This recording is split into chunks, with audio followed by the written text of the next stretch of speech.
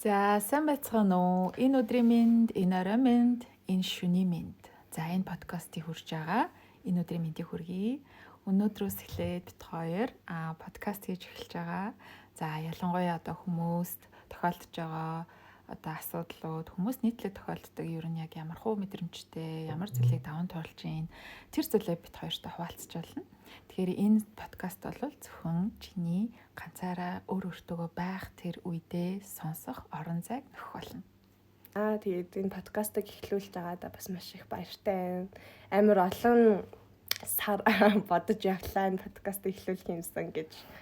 Тэгээд зориглоод эхлүүлж байгаадаа бүр маш их баяртай. Тэгээд таад маань гоё сонсоод дэмжиж хамт байгаарэ. Таадыг бас уйдаахгүй гэдэгтээ сэтгэж байна. За тэгээд өшөө олон хүмүүсийн гоё түүхийг сонсоод та нартайгаа хуваалцаад тэгээд та нар маань ч гэсэн бит хоёрлоо зөндөө захиа илгээгээрээ захиагаар бөмбөгдөөрэй гэж хүсэж байна. За нааг болохоор Амина гэдэг. Би болохоор сэтгэл зүйн чиглэлээр ажилладаг аахгүй.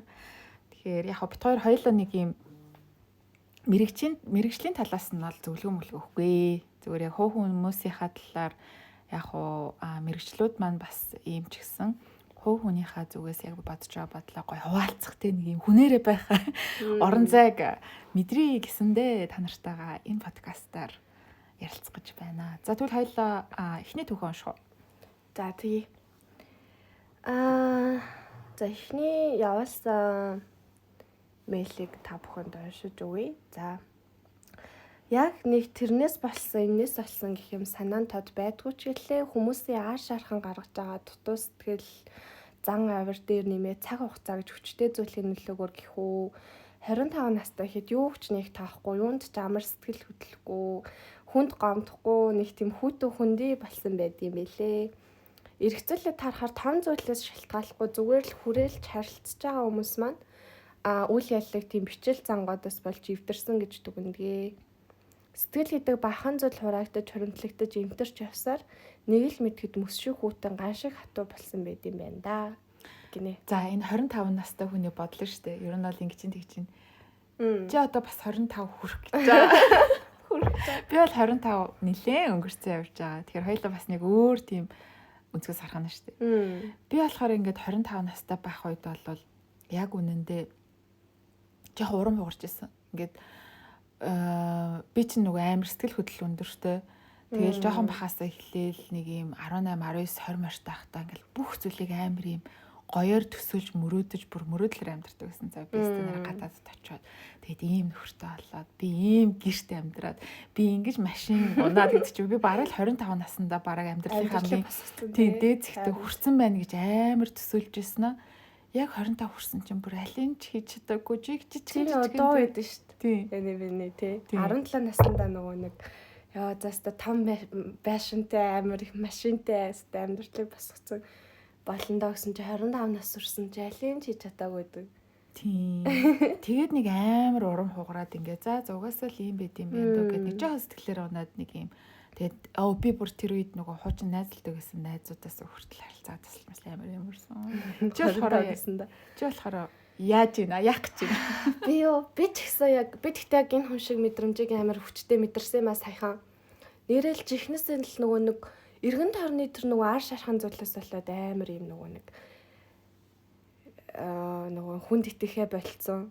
Тэг ингээд хүмүүс за яг энэ үед юу бодогддог гэхээр за бүх хүн худлаа юм байна. Бүх зүйл худлаа юм байна. Юусэн үнэн гэж аахгүй хүмүүс ямар мохоо худлаа юм.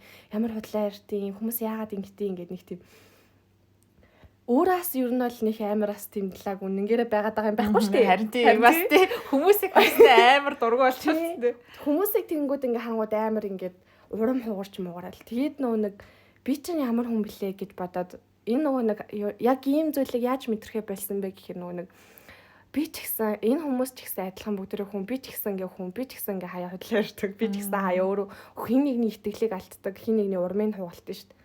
Тэгэхгүй би яг ингээл нөгөө бүх зүйл яг гол дүр алцсан. Яа за миний л итгэлийг алдлаа, миний л урмыг хугааллаа. Өстой нэрээ хүмүүс муухай юм аа. Хүмүүсийг үзий ядчих чинь. Гэ яг тийж боддог.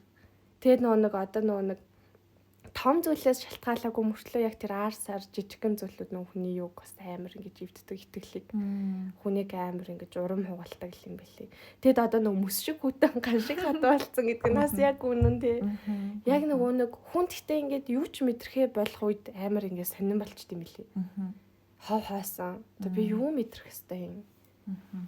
Одоо ингэ хоосон ингэж санагдаад тааш тэг хүн юу ч мэдрэхгүй. Яг тэр үед одоо ер нь хүн ахин тэр одоо мэдрэмж эмошныг ахин өөртөө ингэж төрүүлээд ингээд вау амьдрал ямар гоё юм бэ бүх хүн худлаа биш юм байна ингэж итгэл найдвартай байх хэрэгтэй юм байна гэвэл та яаж тэр байдлаасаа гарсан?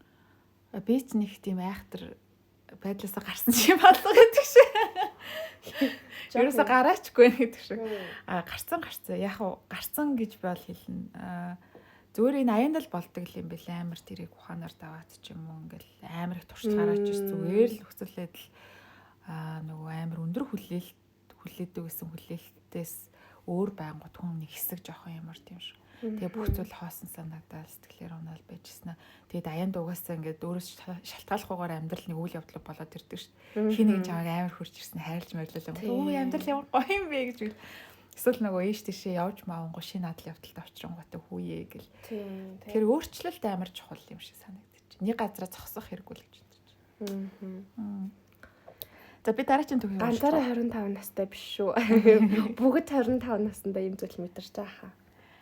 За би болохоор бэрштэ. За би энэ амар урт. За энийг уншчих уу? За уншаа. За.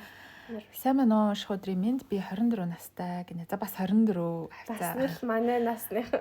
За 20 онд нэг залуутай үерхсээ. Тэр залуу 2 удаа давхар өөр охтуудтай үерхэд би мэдсэн учраас 3 дахь орчлон гэж байхгүй гэд хичнээн хэцүү байсан гэсэн тус юу ч хийх хүсэлгүй басан маш их турсан. Би тэр хүнийг 2 жил орчим мартаж чадаагүй. Тэгээд 23 оноос л арай дээр болсон. Тэр хүнийг бодсон ч сэтгэл өвтгөө байсан өөрийгөө эдгэрсэн гэж боддгоо гэв. Тэгээд дээрх үерхлээс хойш би дахиж хүнтэй үерхээгүй байж байгаад 24 он 3 сард нэг залуутай харьцаж эхэлсэн чинь тэр залуу гэхдээ бас нэг биш байсан, харддаг байсан. Уулзгаар их нялуу ирнээс салаад явахаар хөндөж юм шиг болчихдог. Харилцаагаа аль биесний болгоё. Эсвэл дуусгыг би эргэлзээд итгэж чадахгүй байна гэдгийг хэлсэн чинь тэр үед би хол явах гэж байсан л да. Гэхдээ тэр залуу би холын харилцаанд итгэдэггүй. Гэхдээ би гаргалгаа бодож байна. Тэр хүлээж бай. Хоёулаа харилцаагаа дуусгахгүй гэж тэр залуу хэлсэн. Гэхдээ аль биесний үерхэл энэ тэр юусоо болоогүй. Тэр залуу өөрийгөө ахыхаа гэр бүлийнхэнтэйгээ амьдардаг гэдэл би хаяа гэрээр нь орж гардаг хаяа хондог байсан. Гэтэл харьцаад 5 сар болсныхаа дараа би тэр залууг хүнтэй үерхдэг. Дахиад тэр охинтойгоо хамт амьдардаг гэдгийг нь мэдсэн гинэ. Йоо 3 удаа өөр охтуудыг жирэмсэн болгож аборт хийлгсэн гэдгийг нь мэдсэн. Өөрөө ч мэдлгүй хүний 2 дахь хүн болоод явж байгаа мдэгүүдээ өөртөө их тургуу өрсөн. Гэтэл тэр залуу намаа найз охинтойгоо яриад харцаж байгаагүй ганц удаа л нэг удаа л уулзсан гэд хэлээд үгээд ямар өөдгөө залуу маань найз охин жирэмсэн юм аа. Чи 3 хүний амьдралыг аварч яана гэж бодчих. Тэгээд надаас юу хүснэ аав энэ төр гэсэн. Би үнэхээр хүний амьдралыг сүрүүлнэ гэж айсан. Окей би тэгж хэлье. Гэхдээ би чиний төлөө тэгж байгаа юм шүү. Биш шүү. Чам шиг навшаас юу ч авахгүй гэдгийг хэлсэн.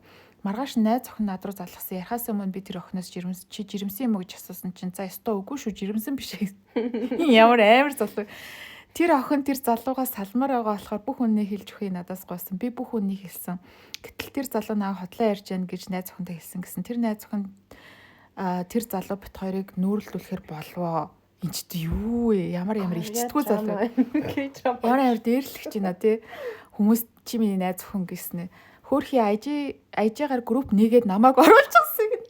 Ямар амар сихгүй. Нөгөө залуу над руу уцаар залгаж бити хилдэ гуйж яана гэдэл нөгөө найз охин салмаар байна гэд энэ заваан залуугаас салгаад үннээ хүлэн зөвшөөрөхгүй байна. Чи нүүрэн дээр нь хилээд үг гэдэл би бүр яагаа мэдгүй стресстэй хуршаасан. Гэтэл би тэр эмэгтэйг тэр харилцаанаасаа гараасаа гэж бодоод бүх хүнийг он сар өдөртөө чат мессеж гих баримтуудаа нэлгэж өгсөн. Тэр залуугийн уурн хүрт дэлбэрэх шахсан намайг байж болох бүх үгээр хараасан доромжилсан of course тий. Би тэр группээс нь л чимээгүй гараад Тэгээ гараад ирсэн. Асар ихээр дарамжлуулсан мэдрэмж авч байгаа юм. Сэтгэл хавхаасаа миний бардам зан шалтаа бочсон. Үн цэнэгүй санагдсан. Тэгээд өөрийгөө тийм нөхцөл байдалд оруулсандаа гутарсан гинэ. Энэ бүхэн чамаас шалтгааллахгүйгээр ийм нөхцөл байдал болж байхад өөртөө битээ гутралтай тий. Тэгээд дээрэс нь нэмээд тэр залуу өөрийн 4 цагт хүртэл дугаараа нууцлж залгаад авахгүй байхаар би чамаа насаараа үзий ядаж амьдран гэх мэт. Йоо, дарамттай үг хэлэхдээ мессеж бичдэг гэсэн. Бүх юм барин блоклоод утасны дугаараа хүртэл сольж байж л дуусгасандаа хамаг хүч авагдсан. Хүмүүсээс айдаг болсон, эрэгтэй хүнтэй харьцмааргүй санагддаг болсон. Одоо нэг залуутай харьцаж байгаач би түнд итгэдэг. Гэтэл тэр үнэн ч хүн байж магадгүй шүү гэж боддогч итгэж чадахгүй үйлдэл бүртний тэр эргэлзээр байна. Энэ олон хуралтын дараа сэтгэлээ яаж идэх вэ? Хүнд итгэл яаж итгэх вэ? Oh my god. Энэ залуу нь юу вэ? Хин өсгөж хүмүүжүүлсэн энэ залууг.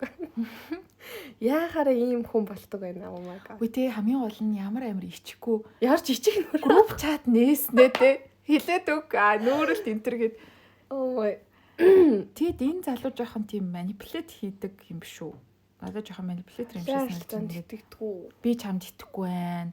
Инээ тэрэ гэж амар өөрийгөө хамаарч байсан амар дээрлэхэж мэрлэхэж те. Жоохон нэг юм. Энэ бол амар дээрлэгцэн харагдчих нэгт хоёр тас амар юм.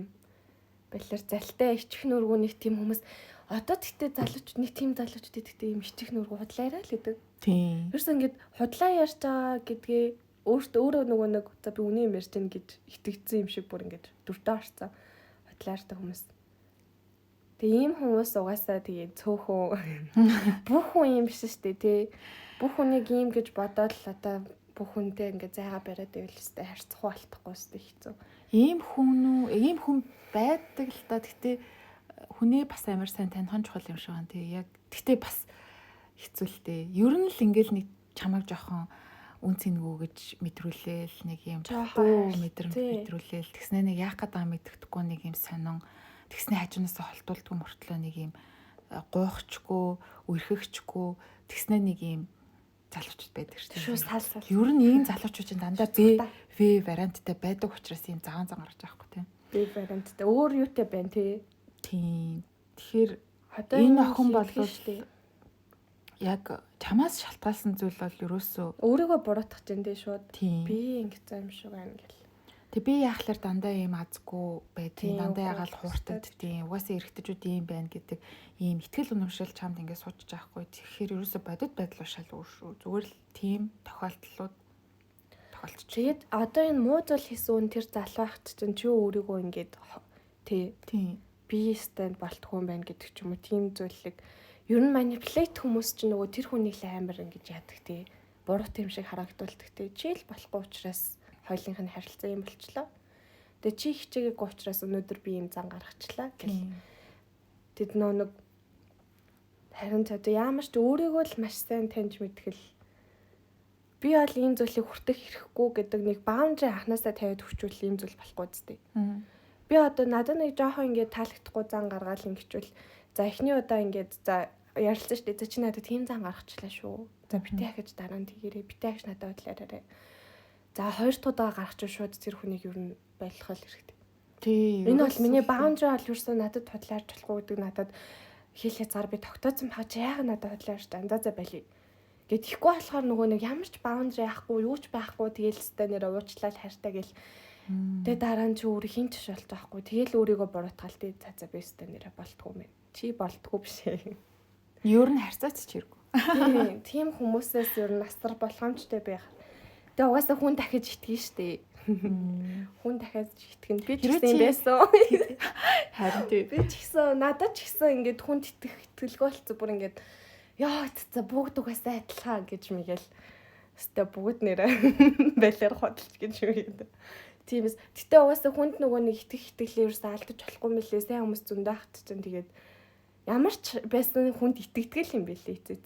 Эцсийн дүндээ хүн итгэх сонголт эцсийн дүндээ заавал ирдэг. Тэгэхгүй бол тэгээд насаараа ганцаараа байна гэж байхгүй. Тэгээд сайн үнийг хүртэл итгэхгүй байснаас болоод хүн алдчихдаг. Одоо чи энэ охины оронд хэрвээ ийм нөхцөл байдалд яг анхны удаа ингээ үерхснээ дараачийн удаадаа дахиад ийм нөхцөл байдал үүсчүүл чи яах вэ? Би бол ингэж боддог. Надад энэ зүйлээс илүү сайн зүйл ахиж тохиолдно гэдэг. Би тийм mindsetтэй. Одоо ингээд нөгөө хүмүүст идэжтэй. Би бүр ингээд анхны хараач юм ингээд амар хайрлцсан. Тэгээ би тэр хүнээс өөр хүн яхаж ингэж энэ хайраар хайрлаж чадахгүй гэж ярьдаг. Би бол яг тэрнээс рүү гэдэг. Би тэгж хайрлаж чадсан чи би тэрнээс илүү өгч чадна. Би энэ одоо энд ингээд муухай зүйл болоод надад ингэчлээ гэж бодоход дараагийнх нь үргэлж сайхан зүйл байна гэдэгт итгэдэг. Тэгээд дараа нь өшөө илүү нөгөө нэг хүн чинь ерөөсөл нөгөө нэг бас нэг юм Candide өдрөг үзэл гэдэг номон дээр тийтэм л та. Ямар ч муу мухай зүйл тохиолдож ирсэн, ямар ч хэцүү зүйл тохиолдож ирсэн тэр бүх зүйл нөгөө үргэлж сайн сайхны төлөө байдаг. Би энэнд амар итгэдэг. Энэ яг миний амьдралын гол философи байхгүй юу? Надад ямар ч хэцүү зүйл тохиолдсон, сайн сайхан зүйл ирнэ гэдэг тэр нэг тийм өөдрөг. Тийм энийг нөгөө бүх зүйл амьдралд итгэх итгэлтэй холбож болох. Тийм. Тийм болохоор ямар ч ингэ хэцүү зүйл болсон зүгээрээ сайн нөгөө ямар ч нэг уйлсан ч гэсэн энийг өдөр ирнэ гэдэг лөө тэр шиг шүү дээ. Тийм болохоор бити ерөөсөө ингэж нөгөө нэг ёо за ингээл миний амьдралд тусчлаа гэж бити ерөөсөө хүмүүсийг тэгж бодосоо гэж хүсэж байна. Дараагийн зүйл чи илүү их юм пластиктэй илүү их юм гоё байна. Тэгээ чи нэг хайрлсан бол энээс илүү давж хайрлана. Чи энийг хүнд итгээд алдсан ч гэсэн дараагийн итгэх хүн ч улам илүү сайн хүн байна. Гэтэ тэр нөгөө нэг жоохон майндсет амар чухал баг. Би бол яг тэгж бодож ингэж нэг их гомдохгүй эсвэл ингэж их ингэж өөрөө зовхгүйгээр хөнгөн ингэж яадаг. Би ч гэсэн илүү хайрлах чадна. Тэгээ би илүү гоё чадна. За энэ удаагийнх зүгээр хичээлээлаа гэж бодож байгаа байхгүй. Бараг нэг манифест хийж байгаа юм шиг юу бодож байгаа түүгээрээ дуудаж байгаа гэдэгт л ойлгох юм шүү дээ. Ерөөсөө сөрөг зүйл бодохгүй. Надад ерөөсөө одоо бараг сөрөг зүйл бодохдоо болсон. За ерн бүгд л сайхан болно. Энэ зүйл надад юу заах гэдэг юм. За окей. За тэгвэл дараагийн захиагаа уншия. За дараагийн захаа за сайн байна уу? Энийг унших өдрийн мэнд хүргэе. Намайг баг байхад аав ээж хоёр маань салцсан юм л та. Их л муухай дурсан жүлдээсэн дээ. Аав гэдэг хүн маань нэг л шүн өөр хүүхэнд аваалаа гэртээ орж ирсэн. Ээж дөрийг байхад штэ. Тэгээд л би ээжтэйгээ тэр гэрээсээ явж исэн. 4-5 настай л байсан. Тэр үеийг маш тод сандаг. Аав маань тийм муухай зүйл хийсэн ч гэсэн би аавыгаа үзээд чаддгүй байнга санаал зургийг хараад уйлаад хүлээгээ суудаг байлаа. Хэдэн сар болоод надтай уулзах гэж ирдэг. Тэр үед миний наад башиж өдөржингөө дагаж явдаг байлаа. Тэгээд нэг л мэдхэд би хойд ичд болсон. Жохондоо ч битээр гайгүй харилцаатай татна байдаг гэсэн. Гэтэл гэр бүлээрээ аялалд яваад аав их нэртэйгээ муудалцахад ихнэр нь намайг зөндөө муулж илээ. Намайг унтаж ийсэл гэж бодсон баг. Гэхдээ би тэрээс хасаад орондоо шүнжүү уйлж байсан. Тэрнээс хойш олигтой харьцаагүй. Одоо ч би өөрөө гэр бүлтэй болоод том болсон гэх үү дээ. Гэхдээ эрэгтэй хүнд итгэхдээ жоохон хэцүү болсон. Жоохон айгаад идэг болсон. Намайг хуурчгүй, орхио явчихъя гэж зөндөө бодогддог. Аавтайгаа ч гэсэн одоо тийм татна биш. Хаяа бүр үнэхээр ингэж санах юм уу? Хайр маань үзээд л талсан гэх үү дээ. Аав маань ч бас хамт байдгүй болохоор надад бараг хайргүй байх гэж боддог. Зүгээр л муухай дурсамжаа хүнд ярмаар санагдаад гинэт биччихлээ. Хүнд хэлээд байдгүй болохоор урьсан баярлаа. Амжилт хүсье. Баярлаа. Энэ зүйлийг бичсэн тас баярлаа. Сонсож байгаа бол хуваалцсан баярлаа. Yes. Эрэгтэй хүнд итгэх хүмүүс октод манай ер нь ингээд нийтлэг хараад тахад нөгөө нэг эрэгтэй хүнд итгэх итгэлгүй болчтой тий. Энэ нь тэгээд юутай холбоотой юм хэр яг нөгөө ааваас нь бага наснаас нь ирсэн тэр аав нүүр хүн одоо жишээ нь аав нүүр хүн дагуулад ирсэн хэр ирээдүйн нөхрөө бас тийж ботож травматдаг ч юм уу тий. Яг тийдэг болцсон л юм тий. Тэгээ нөгөө эсрэг хүүсэн чи угаасаа би бинийгээ харж байгаа л ер нь шал өөр хоёр ертөнцөө байгаа байхгүй. Эмэгтэй хүн бол өөр гаргаас ирсэн тий. Тэгээ эмэгтэй хүн бол эмэгтэй хүнээ за ядаж өөрийгөө мэдж байгаа учраас төсөө байгаа боловч хэрэг хизэж эрэгтэй хүнээс гоё хайрыг мэдрээд тэгээ юм доктортой юм итгэлтэй харилцаа хэрэг мэдэрч байгаагүй болвол тэгэл угаасаа л эрэгтэй хүн юм байдаг байх гэдэг нэг юм ойлгосооч. Ер нь л амар хэцүү л тий штэ. Өөр тэгээ хамгийн ойрын хүн чинь одоо ингээд нөгөө гэр бүл аав ээж хоёр хүн бааш тий. Тэгвэл зарим нөгөө одоо жишээ нь аав ээж нь салчингууд зарим нь болохоор аав гэсэн ямар ч ойлголт тахгүй тэнгууд эрэгтэй хүн гэсэн ямар ч ойлголт байдгүй тий. Эрэгтэй хүн ямар хэдэн бол эрэгтэй хүнийг таньж мэдээгүй тэгээд нөгөө нэг муу эрэгтэй хүн гараад ирэнгүүт бүх эрэгтэй хүн амар муу юм байна. Эрэгтэй хүн гэдэг чинь ерөөсөө л юм байт юм байна гэх хүлээгээд авчдаг.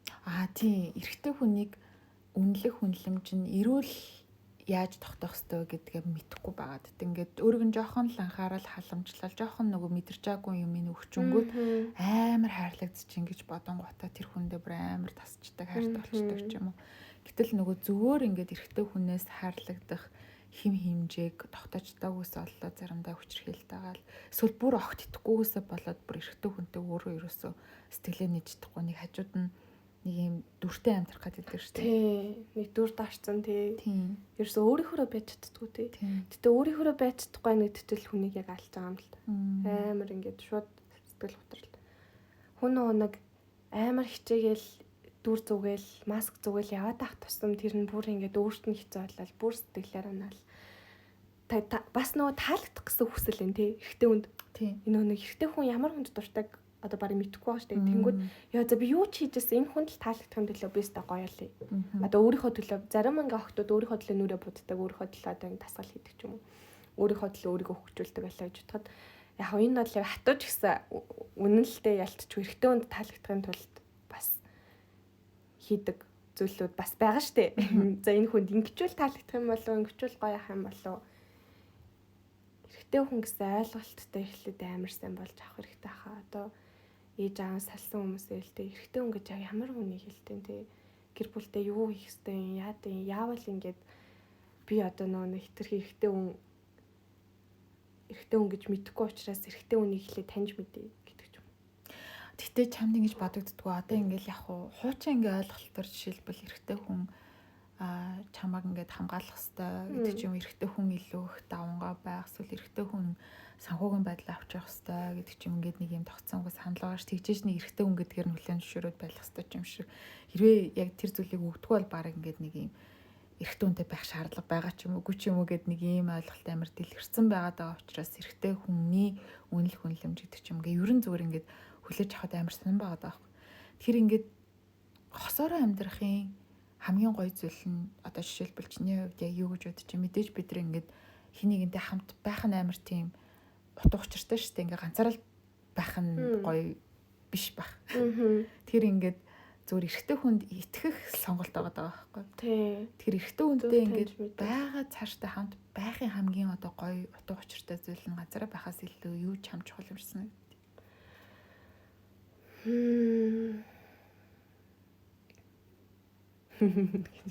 Бүгд амар хатаа ширүүн төмөр авдаг юм.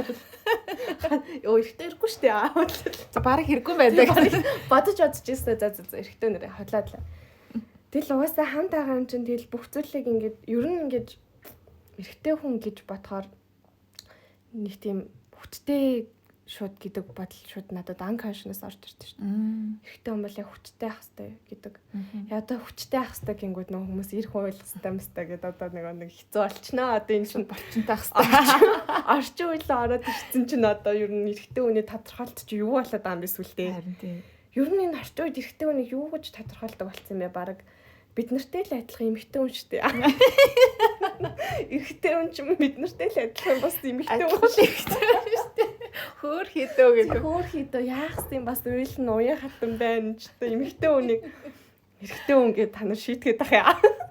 Бараг одоо тэгсэн юм шиг сүүлийн үед яг тэгсэн юм шиг санагдаад байгаа. Энд чинь нөгөө нэг одоо миний бодлоор бол эрэгтэй хүн бол юм цаанаас та тийм энэ ч одоо байгалийн нэг өгөгдөл гэж юм байна шүү дээ. Ир юм гээд хүүс ингээд яах гэж заяаж өглөө.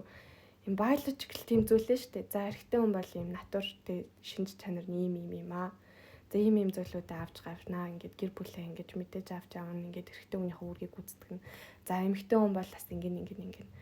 Тэгэхгүй энэ хоёр ч одоо үүргээ сайлаад ирэхээр энийг нь тогтолцооч одоо бүрстэй цамхарсан юм болж. Эрэгтэй хүн зүгээр хүүхэд гарахад л хэрэгтэй юм шиг. Тэг тэгэнгүү зүгээр эмэгтэй хүнтэй за би үлдсэнийг хийчи. За одоо энийг ярахаар одоо тэгээд эрэгтэй хүмүүс үзье. Балиар феминист гэдэг. Феминист ч яг бол бас юм биш шүү дээ.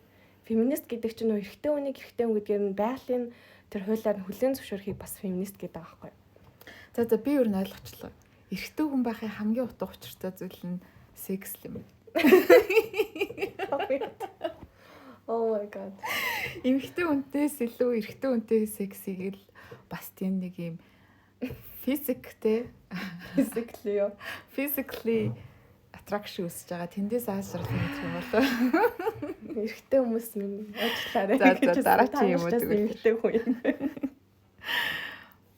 За тэд дүгнэлт нь одоо эрэгтэй хүн тэгээд юу яах хэвтэй. Та нар минь тэгээд эхлээл гэж. Энийг та нар сэтгэлээ олцоо комент хэлж байна. Эрэгтэй хүн гэж одоо ер нь орчууд юу хэлээд байгаа? Эмэгтэй хүн ядлахын эмэгтэй юм уу? За дараагийн амар уртдаг юм да. За сайн байна уу? Уг түүх очих өдрийн мэндэ 16 онд хүүгийнхаа аавтай танилцж 18 онд хүүхдээ үлгэж жагаад энэ хорвоод надаас өөр жаргалтай хүн байхгүй юм шиг нисэж явлаа. Хүмүн 2 нас хүрээд гинэт татаж унаад оншин тодорохгүй би гэдэг хүн яхаа мэдэхгүй их л уйлдаг байлаа. Удахгүй оншин тодорхой болж татаж ундаг байнга таталтын эсрэг ийм уух хэрэгтэй болсон. Хадам талынх нь танаа удамд л ийм өвчин байгаа. Манайхан дээд зиндааны Сэхэтэн айл гэж бахан загнав. Би хотоос ойрхон суманд өссөн юм л да. Энэ бүхнийг төвчээд хинт ч дараа болохгүй хичээгээд амьдарч байхад 21 онд нөхөр маань мөрөөдө тоглоомонд онцсон нь илэрч ажлаасаа их хэмжээний мөнгө хулгайлж тоглосон илрв. Байраа зарж бүх мөнгөө өгөөд арай гэж өрөө дараад би нөхөр хадам аав хүүгээ чирээд аавын да амьдраваа. Нөхөр ажилгүй архичин хадам аавтай би ганцаараа ажил хийдэг байлаа. Хадам аав минь миний гэртээ авсан мах хүнсийг авч гараад зарж арх уудаг байв. Oh my god. Хэрэгтэй хүн үү? Нөхөр ажил хайж байгаа гэж хэлсэн ч олигтой ажил олдохгүй эсвэл ороод удахгүй гардаг байсан. Ингэж байсаар удахгүй хадам талаас биднийг эмээгийнх нь байранд оруулав. Ингээд нөхөр нэг найзынхаа ажил тусалж байгаа гэд 2 хүн мөнгө олоод амьдрал гайгүй болох нь гэсэн. Нөхөр найзынхаа комыг нь компьютерийн төр аваад ламбардад тавьсан өгөхгүй байна гэд найз нь над руу ирсэн мэдэгдэж найзынхаа ажил тусалж байгаа нь худлаа ер нь ярьсан бүх зүйл нь худлаа олж таарав. Тоглосон хിവэрэ байсан байж. Энэ өстө донтол гэж. Эгээд гэрийнхэнт нь хэлэхэд 2022 онд 12 сар надтай суугаад ийм болсон гэд хүү бит хоёрыг 3 хоногийн дотор нөө манайх хүнээ авлаа гэсэн. Ямар амар. Би өвлийн хүүтэн жижиг хачаа зүүдэг машин хөслөд хүүгийнхаа хувцас тоглоом өөрийнхөө хувцсыг аваад ээжиндээ нүүж утсан. Сэтгэл санаа минь аимшигтай байлаа. Хүүгийнхээ аавыг дэмжих гээд өөрийн нэр дээр зээл авч өгсөн байлаа. Ингээд илүү цалинтай ажилд орж амьдралаараа тайван боллоо. Хүүгээ аавтай нуулзалдаг байсан. Аав надаас салсан ч хүү минь ааваасаа салж болохгүй учраас хүссэн үед нь уулзуулаад явж байсан. Гэвч гинэт алга болов. Бүхний төвчөд хөөрхөөрөө өсгөөд ээжиндээ үнэхээр тайван амгалан амьдарч байлаа. Шинэ ажилдаа дуртай цалинж гайгүй зээлэж багаар дарж байлаа. Гэтэл компани маань захирал нэг өдөр өрөөндөө сохтуу дуудаж хүчнтэх гэж завдав. Oh my god. Ингээд дахиад нос нулимстай утгалдаж хүчтэй хүний өөдөөс яаж чадахгүй гуйж говшиж байж арай гэж элдв зүйл болоогүй ч гэсэн сэтгэл санаа минь аимшигтай байлаа. Ингээд гарах өргөдлөө өгсөн ч гарахгүй гэ дараагийн ажлаа олсон гэж байж гарав. Гэрийнхээ ойр цалин буурсан ч ажлын цаг боломжийн хүүгээ зөөж авахд асуудалгүй гайгүй ажилд орсон. Амьдрал жигдрээд хаяа болзоонд ч явдаг болов ёо заашгүй. 5 сард хүүгийн минь холбоо бариад хүүтэйгээ аав нэлүүдээ тий. Хүүтэйгээ уулзах болон надтай эргэж нэлэх санал тавьсан. Би жаахан их зан гаргаж хүүтэйгээ уулз би бодож үзэн тэргээд уган дотроо хүүгийнхээ аавыг хүлээж байсан. Гэтэл нэг өдөр аимшигтай мэдээ сонсов. Хүүгийн маань аав 6 сарын 6-нд унтаад сэрээгүй нас барсан гэж нөхрийнхөө хамаатнаас сонсоод ахрын залгатал үнэн болж таарав. Би ажилд явдал нь оролцохыг гуйж ээж арай гэж цайлга дээр нэрсэн салах ёс хийж чадаагүй. Ингээд дахиад амар байлаа. 7 хоногийн дараа нөхрийн маань ах нь адилхан шалтгаанаар бас гинт зүрхэн зогсож өнгөрөөд би хадам тал руу холбоо барьж тэднийд одоо миний хүл үлдсэн гэж ядаж элгийг нь твтэх санаатай хүүгээ уулзуулъя гэсэн ч наваа блок хий. За ингээд гашуудж заримдаа контролгүй улж авсар амьдрал эргээд хэвэндээ ордлоо. Нэг өдөр манай нэг захирлаас надад тустай уулзах санал ирэв. Хөөхөн сайхан энтер гэл би ихнэр хүүхдтэй ч чамтай уулзмаар байна энтер гэд амар сэжгийн би найзлуутай гэж татгалцсан ч гэсэн сэтгэл санаа дахиад хэцүү болов. Юу ч болоог юм шиг ажлаа мөрөөрөө хийж байлаа. Тэгсэн нэг өдөр дахиад нэг өөр захирал хөөхөн сайхан охин гэ компанийн нүүр царай гэд орой удаж залгадаг болов. Амар хөөхөн охин юм шиг үн тий. Тийм байна. Миний төвчээр алдарч даргатай ажлаас гарах өргөдлөө өгчийн захирлуудын тухай бүгдийг нэлээд тэгсэн эрэгтэй үнээс болж гарахгүй захирлууд одоо чам руу дахиж бичихгүй гэж амлаад ажилдаа үлдээ. Тэгсэн нэг захирал нь намайг зууж боломж гарангуут элдвэр загнаа шүн ажиллаар дарамтлагдаг болов. Энэ хүмүүс намайг нөхрөө алдсныг мэдэж байгаа. Би ажил дээр байхдаа нас орсныг мэдээд байгаад байсан. Тэрнээс гадна хүндлэгддэг байсан хүнээс минь хүртэл бэлэвсэн гэдгийг сонсоод чад очих уулзах санал ирэв. бэлэвсэн гэхээр л хүн болгонтой гэр бүлтэй хүнтэй уулзна гэж боддсон байх та. Ингээд би ирчүүдийг үзэн яддаг надтай болцох санал ирсэн ч гэсэн худлаадаа гэж боддог болсон. Одоо хүүхдийн амьдралаа босгож чиж.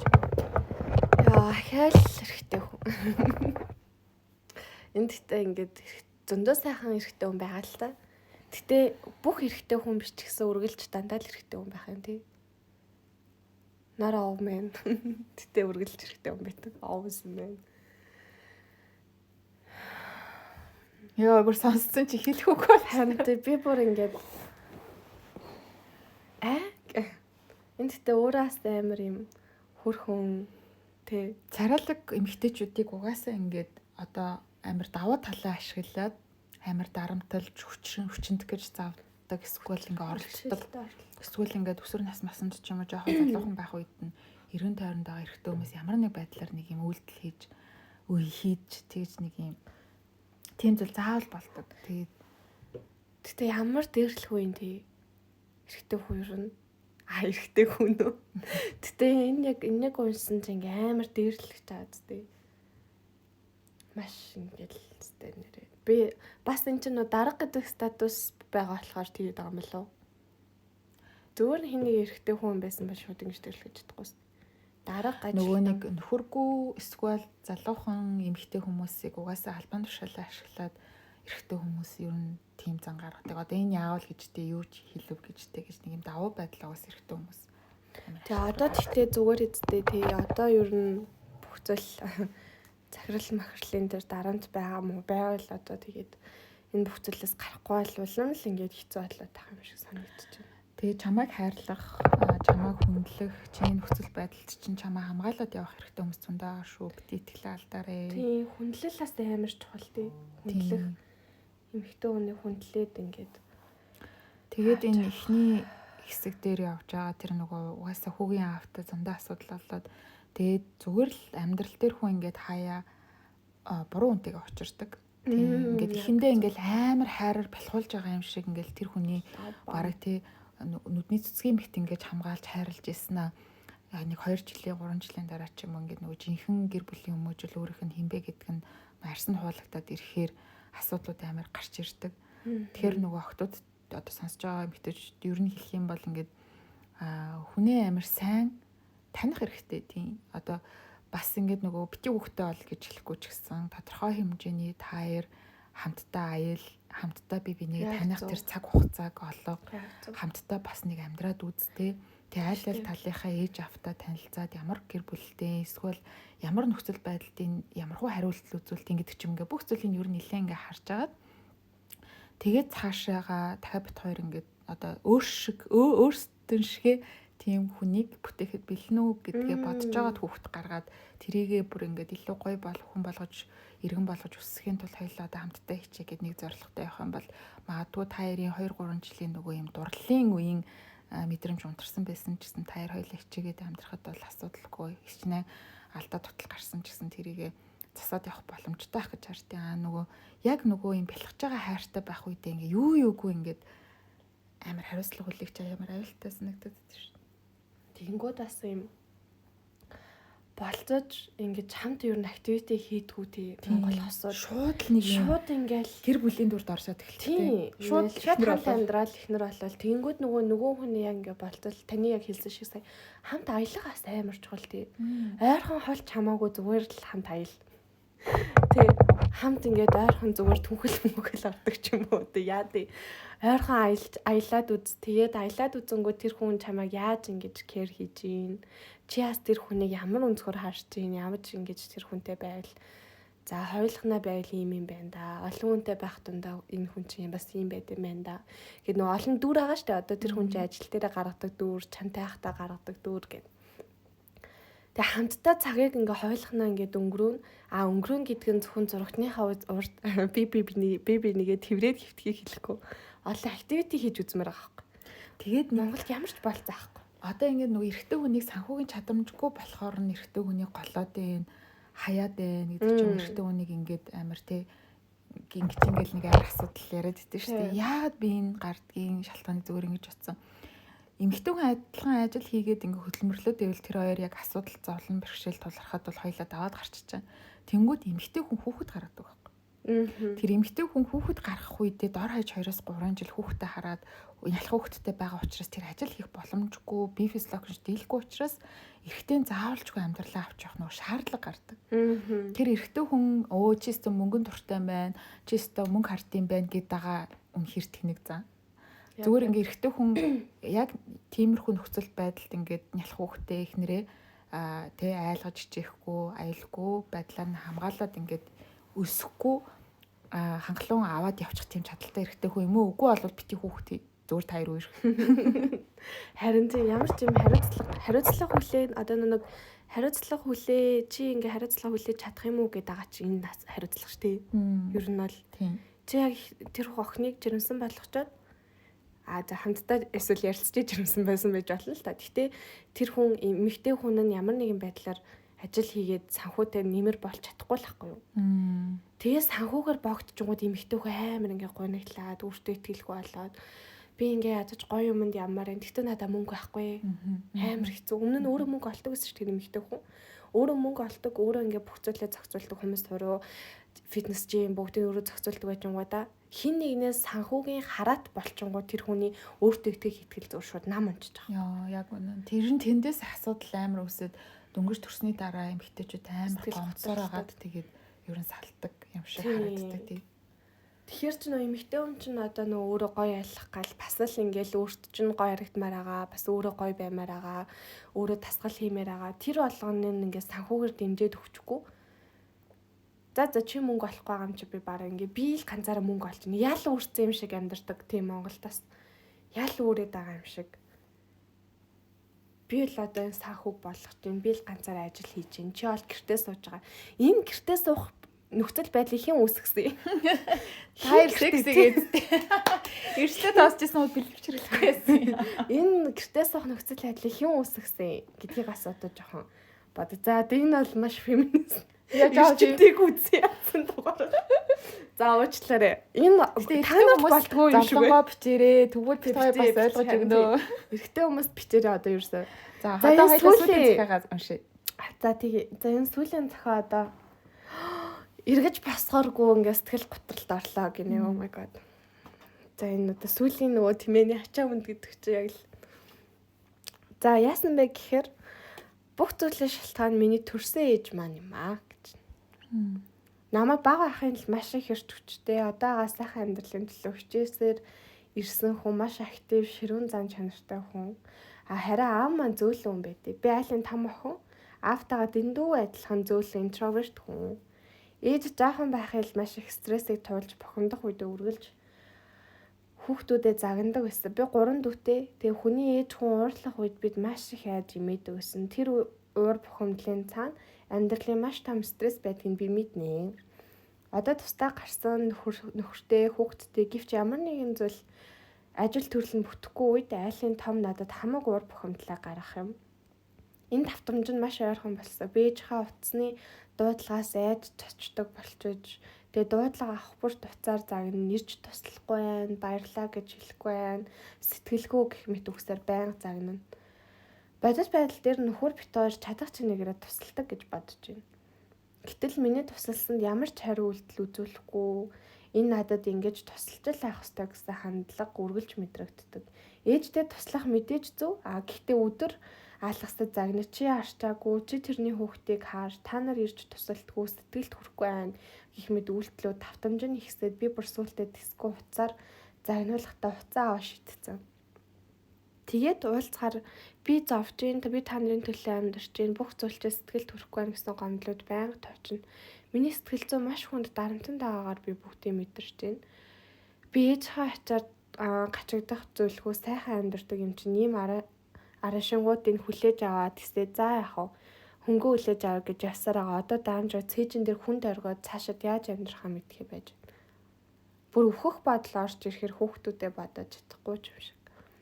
Хамгийн хэцүү зүйл бол сэтгэлийн дарамт тэр тусмаа ээжээс ирэх хорон үг бухимдлыг хүлээж авахдаа сүүлдээ маш их айдас давтаж, тайван амьдарч чадахгүй, маш их стресс зовлонтой. Цаашаад ээжтэйгээ харилцах токсик харилцааг яах вэ?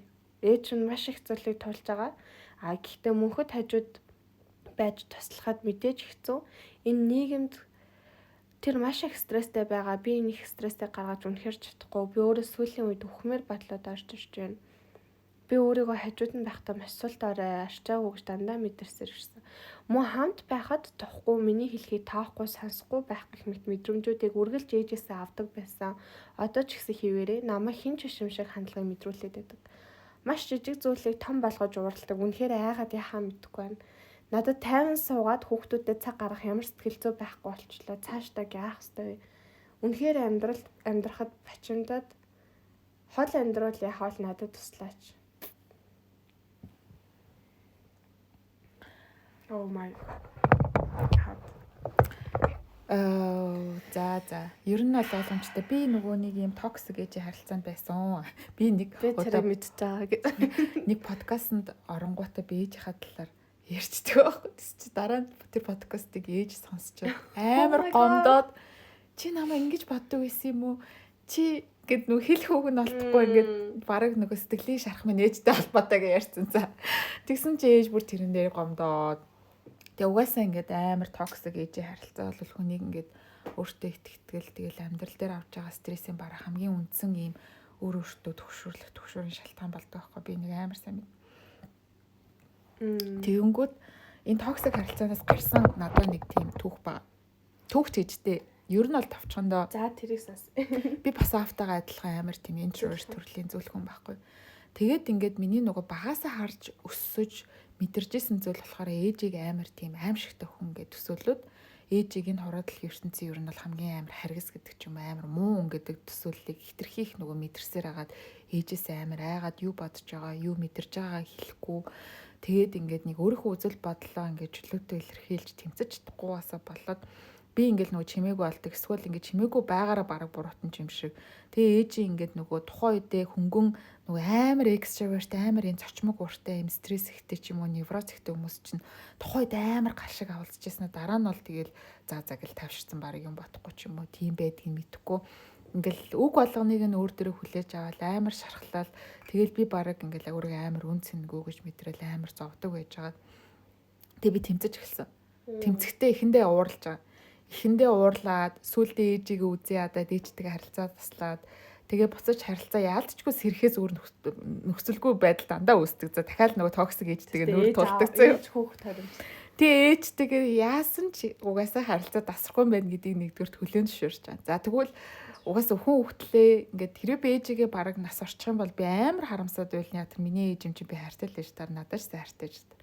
Тэр энэ харилцаа зохицуулахын тулд яах ёстой вэ гэж бодонготой би амар зоригтойгоор өөрийнхөө хин бэ гэдгээ одоо хин бэ гэхээр ингээл нэг амар би ийм шүү тийм шүү гэж цээжэд илдээл нэг хэрэлдээ тахаас илүү зүгээр л одоо хэрүүл болоод намайг ойлгохгүй байх үед бол өөрийнхөө үзэл байдал одоо байр сууриа зүгээр л илэрхийлээд зүхтахгүй тэгээд уурлсныхаа дараа юу ч болоогүй юм шиг эргээд ярилцдаг. Ярилцахдаа би дандаа нөгөө баундри буюу хэм хэмжээгээ тогтоож гисэн. Юу ч болоогүй юм шиг байхаар давран заяа. Тэгэнгүүт ээж нар бол яг ясан юм дээрээ тухайд стресстэй намайг таасангүй сте ийм байна тийм байна гэж буруутгах байгаа юм шиг мөртлөө өөрийнх нь л тэр нөгөө хүмүүсийн анхаарлыг татах өөрийнхөө стрессээ тайлах тэр арга нь ийм гомдолтой хин нэгэн рүү буруугаа өгдөг тийм ярианы тийм зуршилтай болсон болохоос ш жинхнээсээ хүүхдээ үзээ ядаад жинхнээсээ бүх зүйлийг бас ингэж буруугаар бодож байгаа зүйл байдгүй юм бэл. Тэгэнгүүт би ингээд тухайн үедээ ингээд хэрүүл маргаан бол янз бүрийн болж байгаа ч гэсэн өөрийгөө илэрхийлнэ. Тэгэнгүүт мэдээж ээж буруугаа өглөөхгүй штэ ингээд бууж өгөхгүй битгаар нилээ ингээд эвгүй адил үсээд тэгээд тайвширсныхаа дараа би бууж өгөхгүйгээр дахиад ингээд ярилцчаа нүүр тулж байгаа гэсэн цухтахгүй штэ гомдохгүй. За дараачийн удаа хэрвээ хоёулаа харилцаатай бай гэх юм бол гээд яг нас бие төрсөн хүн шиг хүүхэд нь биш. Нас бие төрсөн хүн шиг айхгүйгээр харилцаж эхэлсэн. За дараачийн удаа та надтай иймэрхүү зүйл дээр ингэж хэлвэл ингэж аашлаад байвал би ингэж чадахгүй надад ингэж энэ зүйл дээр хэцүү байдгаа. Гэтэ хоёулаа бол харилцаагаа хадгалж үлдсэн хിവэрэ байна. Би танд хайртай. Гэтэ над руу бити ингэж муухай орлжээ. Наад ааш чи намайг зовоож ийн. Би ч гэсэн адилхан хүн, би ч гэсэн нас бие төрсэн хүн, би ч гэсэн ээж хүн болсон. Гэт яг өөдөөс нь нөгөө би таны хүүхэд гэдгээс илүү бас нас бие төрсэн эмэгтэй хүн шүү дээ. Хэрвээ танд хэцүү байх юм бол та энийг арай өөр байдлаар илэрхийлэх юм бол би тэрийг чи хүлээж авна. Харин ийм байдалтайгаар тий эмоттойгоор намайг жоохон байх үе шиг ингэж одоо хатуу ширүүн харгас ингэж харьцаа тавих юм бол би ингэж цаашдаа тантай хэвийн байдлаар харилцах надад хэцүү байна гэдэг л зүгээр илэрхийлэл явуулсан. Гэхдээ энэ процесс хэдэн жил үргэлжилсэн гэхээр бараг 3 жил. Яг хүчтэй тэмцэлсэн. Boundary тогтоох.